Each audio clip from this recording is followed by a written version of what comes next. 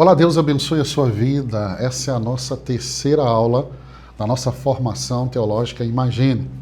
Você precisa estar com a sua Bíblia, você precisa do seu caderno e de uma caneta para anotar tudo aquilo que vamos estudar. Hoje é a nossa última aula falando desse assunto sobre teologia. Eu quero te mostrar hoje, nessa conversa, como que a teologia ela deve ser aplicada às questões práticas da vida. Então eu quero dar alguns exemplos para você. Deixa eu pegar como exemplo a adoração. A adoração no contexto bíblico. Por quê? Porque eu e você fomos chamados para este lugar, para esse ato, que é a adoração. Quando eu falo de adoração, eu quero que você entenda. A adoração, se ela é como resposta à grandeza e à santidade de Deus, olha o Evangelho de João 4:24. Esse é o encontro de Jesus com a samaritana. Ele diz assim: Deus é Espírito e é necessário que os seus adoradores o adorem em espírito e em verdade. Observe que nessa fala Jesus começa definindo: Deus é. E depois ele fala de como nós devemos adorá-lo, ou seja, a nossa adoração está ligada ao conceito que temos de quem Deus é.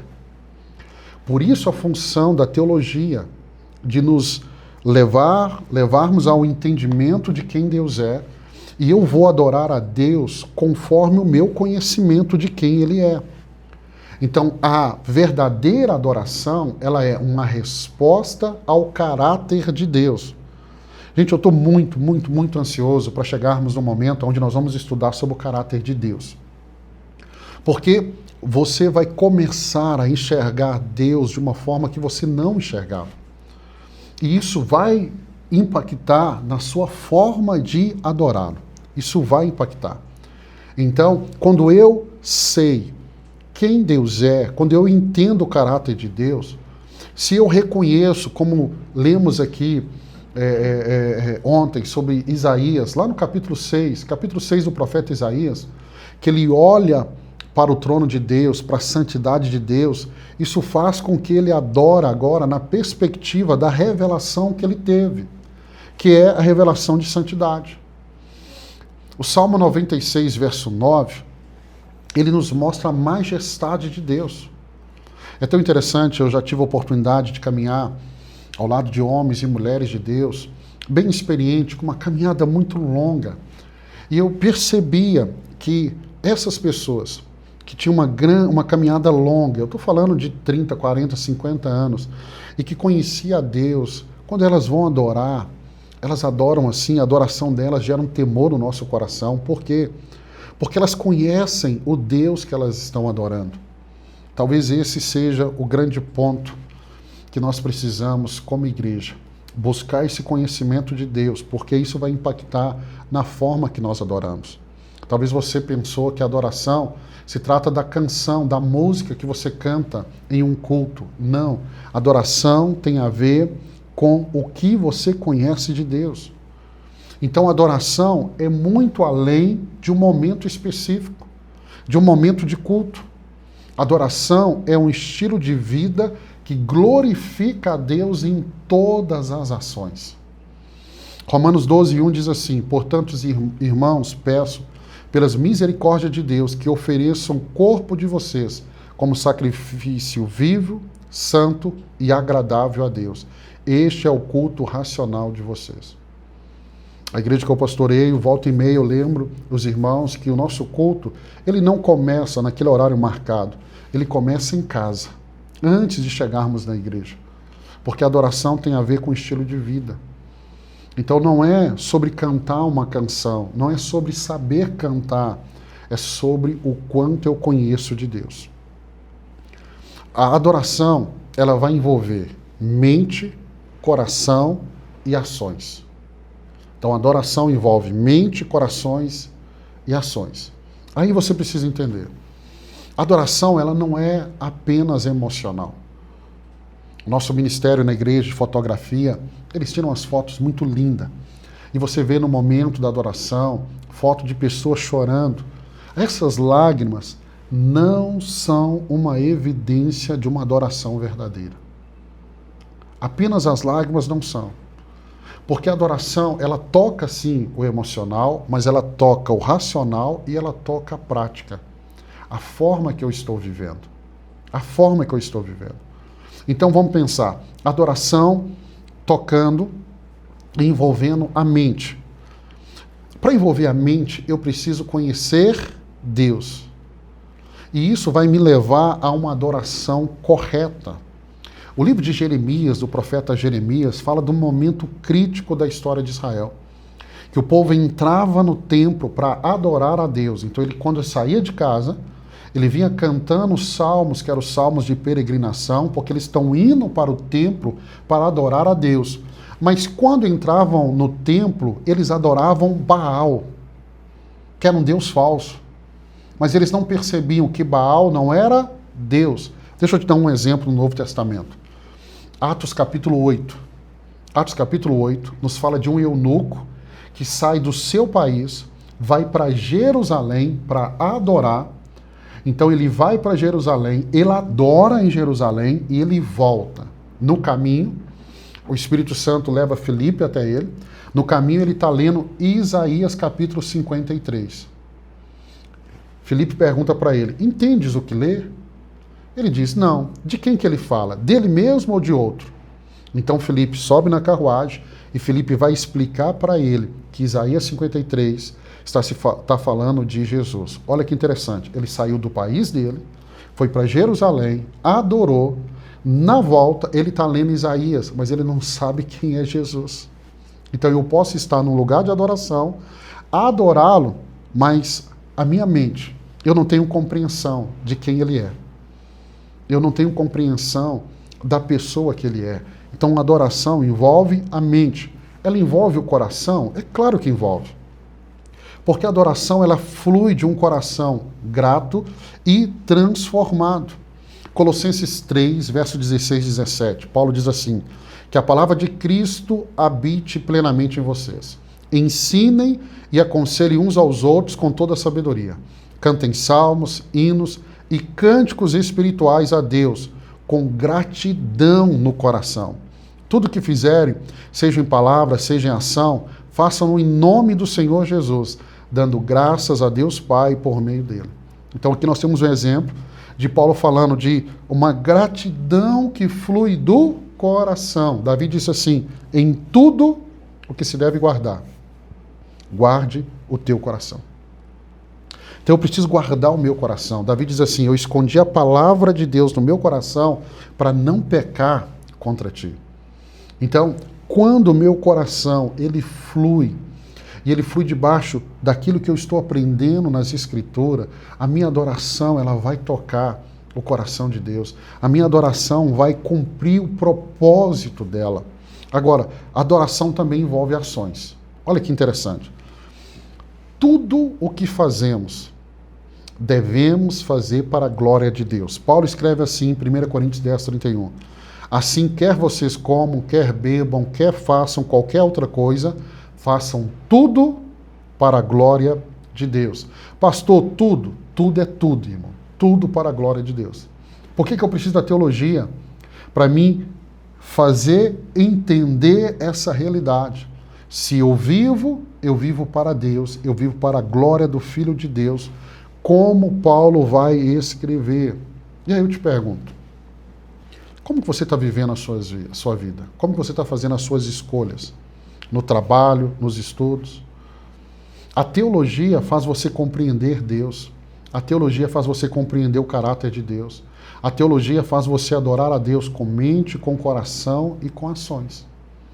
Por isso que você percebe, eu gosto muito de algumas canções bem antigas, que foram escritas não por grandes cantores ou grandes pessoas que tocam tão bem, foram escritas por homens e mulheres que por meio da teologia entenderam quem é Deus e expressaram isso por meio da música. O maior exemplo disso é Davi. Quando você lê os Salmos de Davi, que são canções, você percebe que Davi entendeu quem Deus é e ele expressa isso nas suas canções. Então, por que eu tenho que estudar teologia? Porque ela vai me levar a essa vida prática, como por exemplo a adoração. Por que a teologia? Eu te falo. Porque ela vai nos fazer enxergar Jesus de uma forma diferente. Jesus, ele foi mais do que um líder, mais do que um mestre. Vou te dar um exemplo. O apóstolo Paulo, quando ele está no caminho de Damasco, ele via Jesus como um líder de uma seita. Mas ali no caminho de Damasco, quando ele tem um encontro com Jesus, quando ele tem uma revelação específica, Jesus deixou de ser o líder de uma seita e se tornou o Messias, o Salvador de Paulo. Por quê? Porque a teologia, ela nos ajuda a entender a encarnação, a divindade de Jesus. João 1 vai dizer, no princípio era o Verbo, e o Verbo estava com Deus, e o Verbo era Deus. Mas à frente ele diz, e o Verbo se fez carne e habitou entre nós. De quem que ele está falando? De Jesus. João, quando escreve o seu evangelho, e ele começa já com essa declaração, porque havia ali uma heresia falando que Jesus não encarnou, que Jesus não foi homem. E essa heresia, quando coloca isso em questão, ela está colocando não só a pessoa de Jesus, mas se Jesus não foi homem, então ele não podia morrer na cruz. E se ele não morreu na cruz, não há redenção. E João está nos mostrando que a encarnação de Cristo é real. Então eu preciso entender que a teologia, ela me ajuda no meu dia a dia a entender quem Cristo é. Ou seja, ele não é apenas um exemplo moral, ele é mais do que isso. Ele é a encarnação de Deus, ele é o próprio Deus. Ele foi plenamente Deus, 100% Deus, e ele foi 100% homem. Pastor, eu queria tanto entender isso melhor. Você só precisa de um pouquinho mais de paciência, porque nós vamos mergulhar neste conhecimento da pessoa de Jesus Cristo, aqui, nesse ano. Nesse ano. Quando eu estudo teologia, de forma prática, ela me ajuda a entender a singularidade de Jesus como Salvador e Senhor. Não tem outro caminho. Atos capítulo 4, 12. Não há salvação em nenhum outro, pois debaixo do céu não há outro nome dado aos homens pela qual devemos ser salvos. Ou seja, nós só somos salvos por meio de Jesus Cristo. Ele é o único mediador, o único mediador entre Deus e o homem. Então isso me ajuda na minha vida prática, me ajuda a entender, a confessar, a crer e a viver a realidade da salvação. Vamos entender algumas realidades aqui do serviço cristão. Por exemplo, quando eu olho para a igreja, e esse ano, quando chegarmos no momento do estudo sobre a igreja, sabe, os seus olhos vão se abrir. É o que eu falei da revelação. O véu vai ser tirado dos seus olhos. Você vai ver a igreja com outro olhar, com um olhar bíblico. Por exemplo, lá em 1 Coríntios 12, Paulo apresenta a igreja como corpo. O corpo de Cristo, com muitos membros. Isso me ajuda a entender de forma tão prática. Ou seja, eu não posso caminhar sozinho. Se eu faço parte de um corpo, eu preciso desse corpo. Isso é tão lindo, tão lindo, tão lindo. Se eu pudesse pegar como exemplo para você, eu pegaria lá em Atos, capítulo 11, verso 25 e 26, que fala de um homem chamado Barnabé. E Barnabé, ele vai ter uma importância tão grande na vida de Saulo. Quem é Saulo? Paulo, o apóstolo Paulo. Eu ouso dizer que Paulo não se tornaria quem ele se tornou se não fosse Barnabé encorajando, Barnabé consolidando Paulo. Então, quando eu estou no corpo de Cristo, eu encontro pessoas que vão me encorajar, me fortalecer, me ajudar. Ou seja, eu não caminho sozinho. Não caminho. Então, quando eu penso em teologia, eu penso que a teologia me ensina a entender questões práticas que transformam a minha vida. Se você deseja ser aperfeiçoado, como Paulo nos ensina, esse aperfeiçoamento acontece no corpo, acontece na igreja. Então vamos entender. A teologia, ela me ajuda no serviço cristão. Isso não é uma obrigação. O que eu faço, eu não faço porque eu sou obrigado. Eu faço porque eu entendi. Eu entendi. Eu gosto muito da expressão de Paulo, que ele diz assim, eu fui alcançado, E porque eu fui alcançado, agora eu quero ser um instrumento para que Deus possa alcançar outros. Esse é o entendimento. A teologia nos faz enxergar no meu dia a dia o que eu preciso ser, o que eu preciso me tornar, como eu preciso caminhar, como eu preciso ser. Gente, isso é muito lindo, muito lindo, muito lindo. Agora, quando a gente fala de teologia, nós temos uma expressão que está muito usada hoje, que é o ecumenismo. Eu quero que você entenda. Existe uma diferença entre unidade bíblica e um relativismo doutrinário.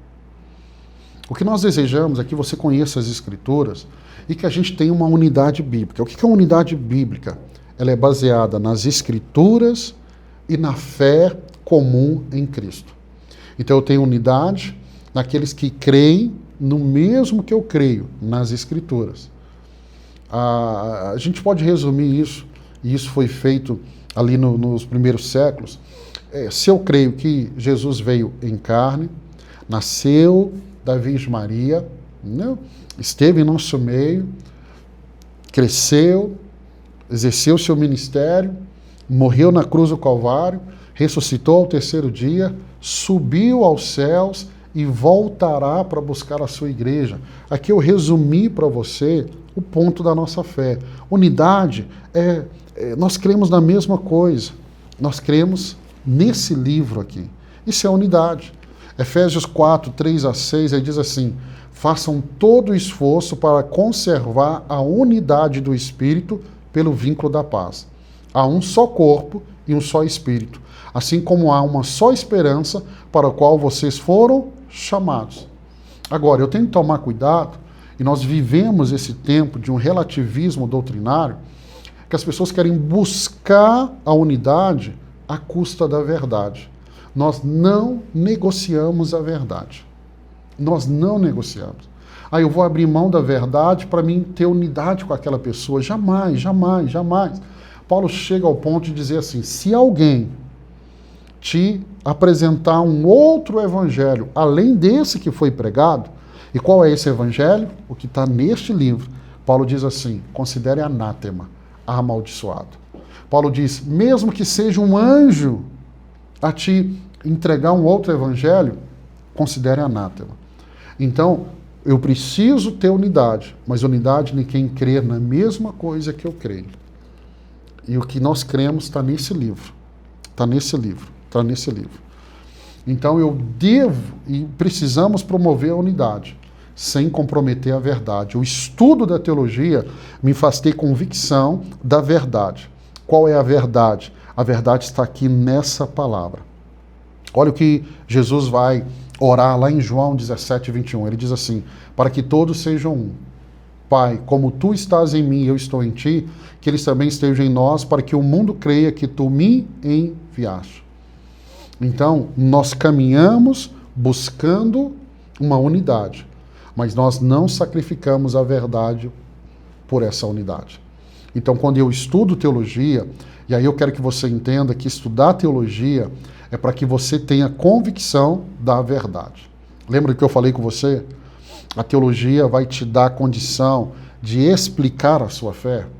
Então, na vida prática, eu preciso da teologia.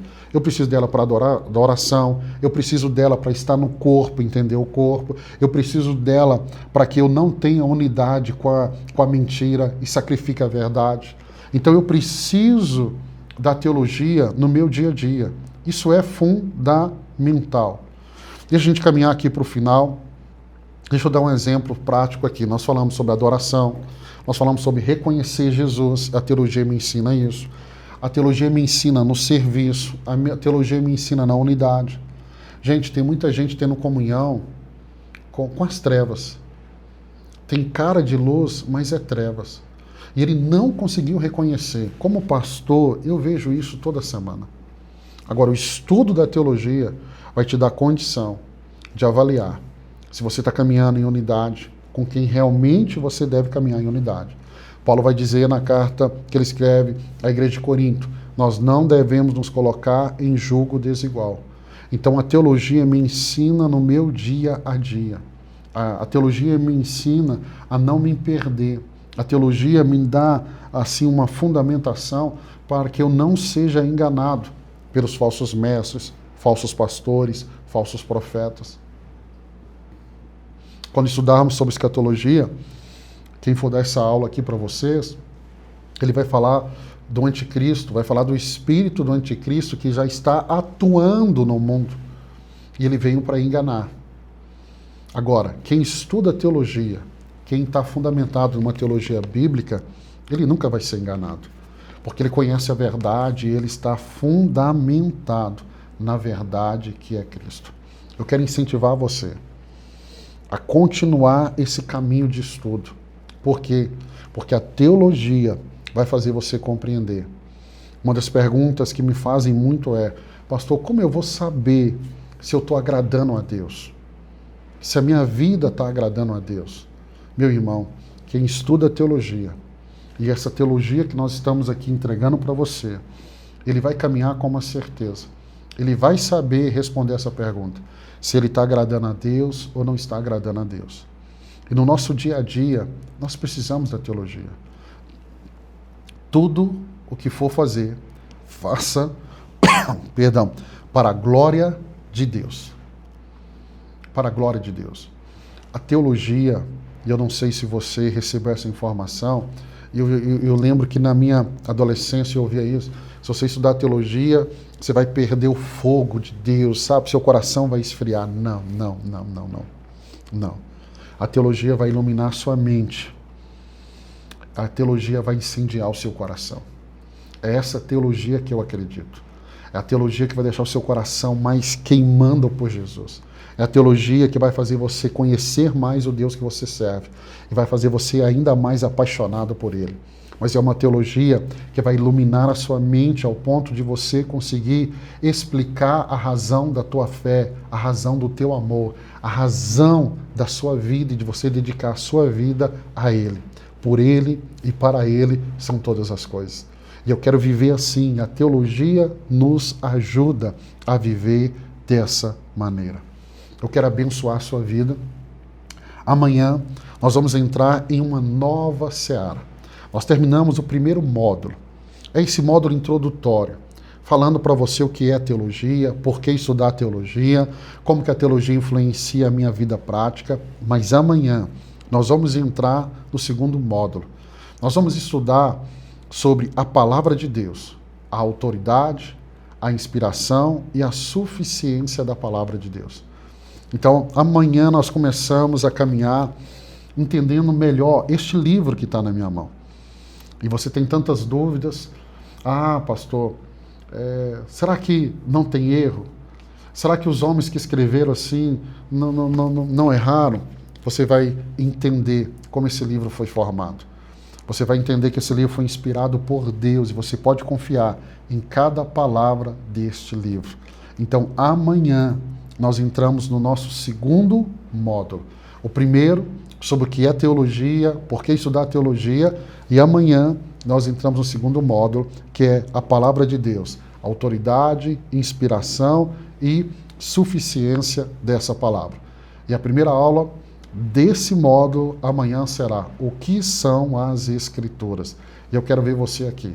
Deus abençoe a sua vida. Se você ainda não decidiu fazer a certificação teológica, imagine, faça essa certificação para você desfrutar não só dessa aula, mas de tudo aquilo que queremos entregar para você. Deus abençoe a sua vida. Até amanhã, se Deus permitir.